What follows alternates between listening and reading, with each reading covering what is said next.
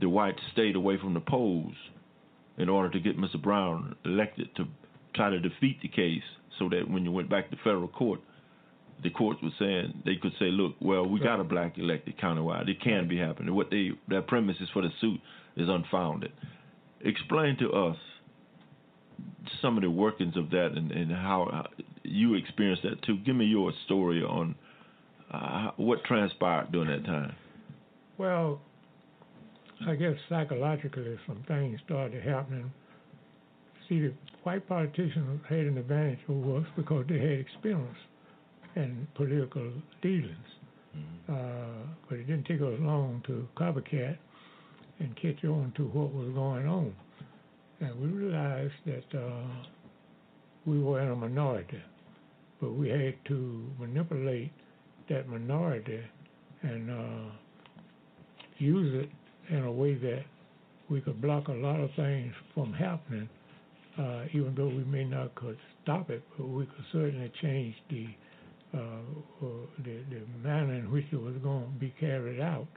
And in our predominantly black communities like Beatrice and Packers Bend, we could dominate there because we could elect all of the officials, representatives from those particular areas. And we were able to do that. And of course, they had voices on the county boards and whatever, statewide or whatever. And when you put it all together, the black power that we said we didn't like to talk of it as such, but statewide, that black power, thanks to people like Joe Reed, Turner, and many more that I can't think of all of the names, but utilized to get that black power organized statewide.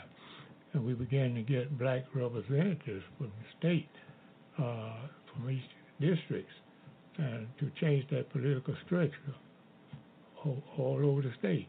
And then not only in Alabama, but that started taking place in all states.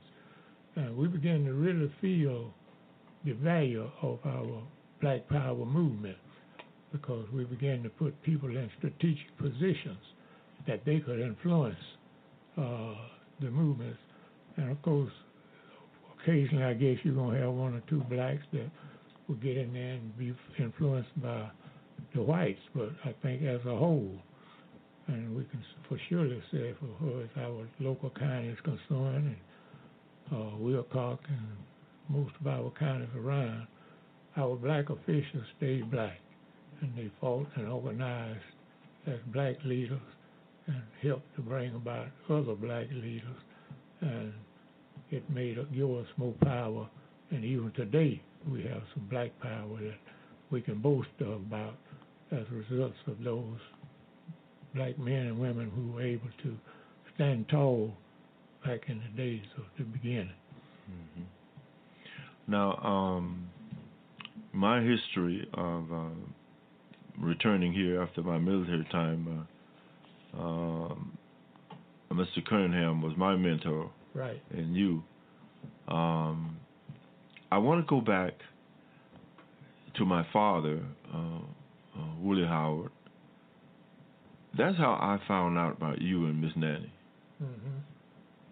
My father and you all's family, when we would go to Monroeville, there was one of the people that Daddy was interacting with us as a family was you, Mr. Williams. That's how. Right. That's how my mom. After my father passed, my mom's and your relationship lasted until she passed. Right.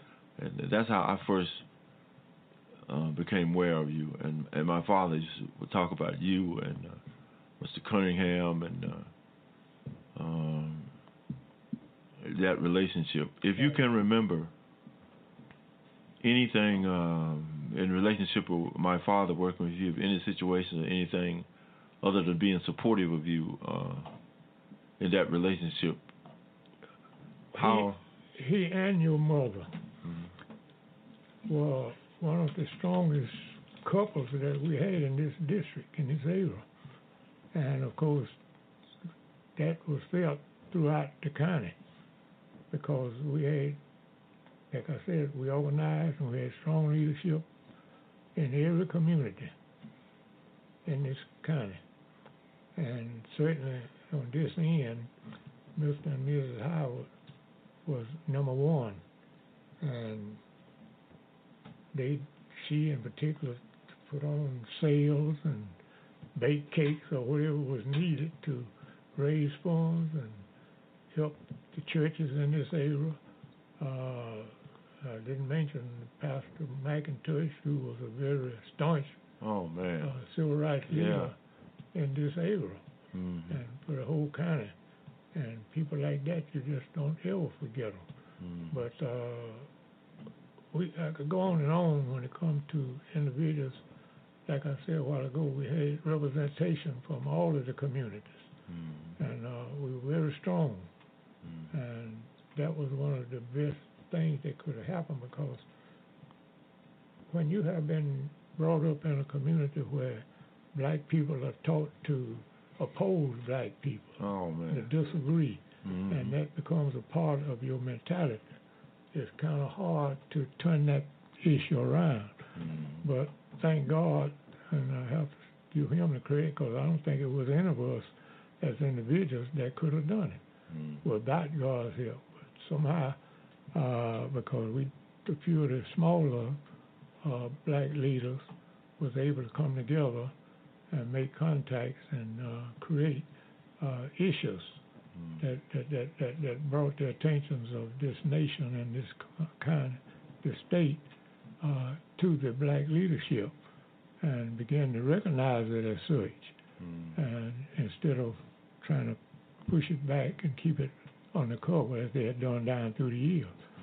But they too had to recognize that it was time for black people to be brought out front and given the full privilege of voting rights and the full privilege of first-class citizenship. Because we didn't have the rights, we don't need to talk about you as a citizen if you're going to be deprived of your voting rights. Well, I remember my dad telling me about the churches. I knew about New Purchase up on the hill and Reverend McIntyre. Right. But my dad would tell me about another church was down in Tunnel Spring called Antioch, which is Antioch up on the hill now.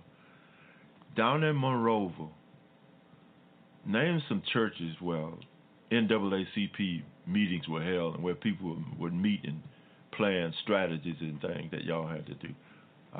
Well, we would do it in Monroe. The two basic churches that we usually go to, the biggest churches there, and that were Bethel and Morning Star, which I was a member, and of course we always had the cooperations of the pastors and the deacon boards and all that to use them. But now when we spread out all over the county, we had our meetings at various churches. And of course, sometimes you always had, I figured we had the support of all the pastors, even though the pastors, like in the rural churches, pastors didn't live in that community. So like Packers Bend and places like that, the pastor may not be there, but we had the blessings of the pastors and the deacon boards and all that. And we were able to coordinate and get those communities to cooperate. And it was through this means that we were able to get this political strength that we needed. And when we did start to running black candidates, we were able to get some black candidates elected from all those areas, predominated black communities. I in my years of living here, I've reached that 70 that God promises, and I'm working strictly on grace now, according to the Bible. Right. You guys, you are how old, Mr. William? 85. 85. And then? 83. 83. Y'all just like me and Mary. Me and Mary 2 years apart. But think about some of the I can remember Mr. Crawford. Mr. Crawford used to tell me about my father, and used to tell me about Mr. Bob Crawford. I'm talking up on the hill. Yeah. He used to tell me about my dad and Mr. Cunningham and the Klan, and he used to tell me that my dad was the number one man with Monroe Eichner years ago, so for the Klan and making sure the Klan didn't get to where they needed to get to, who they wanted to get to. But tell me about some of the situations that occurred here in Monroe County. I know about the time that they tried to get to Mr. Cunningham. You may have some recollections of that, but tell me about some of the, I might say escapes or getaways or whatever, where the Klan had planned on one thing and something else occurred. Any of them, if you can recognize them or remember them. Some of them, I mean, some didn't materialize, but there have been several indirect and behind-the-scene moves to kind of get us disorganized and discourage us from meeting and things of that nature. We've had some burning of crosses and some hood marches. I mean, I can recall when the Ku Klux used to meet over the county the Coliseum, and of course I live right across the street from the Coliseum, and they would meet and march and come out from the Coliseum right in front of my house and go through town with the hoods on and all that kind of stuff. But believe it or not, my children, and one of them is sitting here right now, they used to go out to the road and laugh at them and wave at them.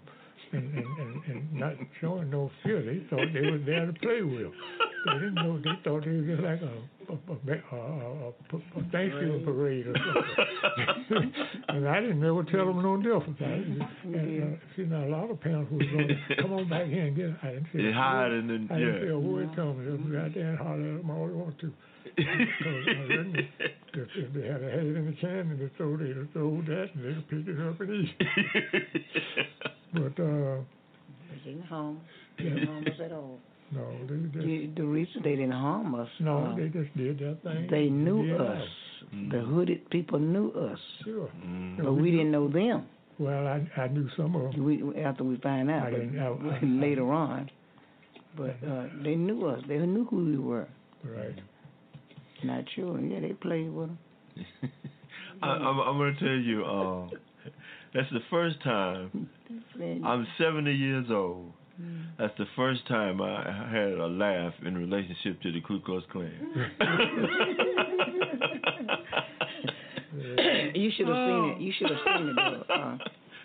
We didn't, you know. I wish we had cameras back in them days, though, Freddie. Take pictures of it to. I don't ever remember all the time that they had performed or whatever they done. That you saw pictures of them. They didn't. I don't guess they allowed that, did they? Because they didn't really want Monroe to know, because most of those merchants downtown. Were the Klan. Yeah. They still Klan. Now my experience with them was that, and you know about the story, Mr. William. Back in that day, just like we had to get off the street to allow our white brothers and sisters to pass, we had to get out of the road to let them pass on the road, because roads were just one lane. Yeah, right, one lane. And one Saturday afternoon, I was coming from Old Stall Quarter, visiting Grandma, and Miss Elliott Sadler, this lady that used to run the post office. Ooh, she could talk to you so nasty. Oh yeah. Ooh, she could say stuff to you in the post office, throw your money on the floor. Ooh. But anyway, one day I was coming from Old Stall Quarter, and I was coming back, and my father had passed. Mr. Willie Howard had passed, and Mom, with some of the proceeds from his death, had went down to Ford and bought a brand new Ford truck, blue and white, with a red pinstripe down the side. That was a pretty truck. But anyway, Mom would tell us, there was 5 boys and 4 boys and 6 girls, and she would tell her, whoever got a stripe on that truck, they wasn't driving that truck Sunday. So one Saturday evening, coming out from Old Stall Quarter, I could see Miss Sally, the dust as she heading toward me.